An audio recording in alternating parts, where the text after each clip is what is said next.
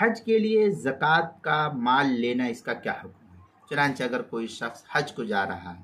اور اس کے پاس پیسہ کم پڑ جائے تو اس کو حج کے لیے زکوٰۃ کا پیسہ لینا یہ جائز اور درست نہیں ہے۔ لیکن اگر پیسہ پورا تھا اور حج کے لیے چلا گیا مگر راستے میں کوئی حادثہ اس کے ساتھ پیش آیا، پیسہ گم ہو گیا، چوری ہو گیا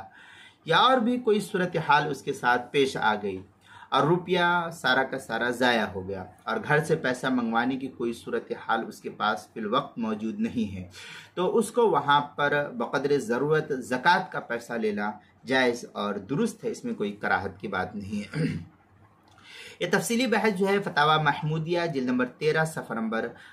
94 پر اس کو نقل کی گئی۔ اسی طریقے سے زکوٰۃ کے مسائل کا انسائکلوپیڈیا، اس کے حروف تہجی ہا عنوان ہے زکوٰۃ کے لیے، عنوان ہے حج کے لیے زکوٰۃ لینا، صفحہ نمبر 146 پر اس کو نقل کیا گیا ہے۔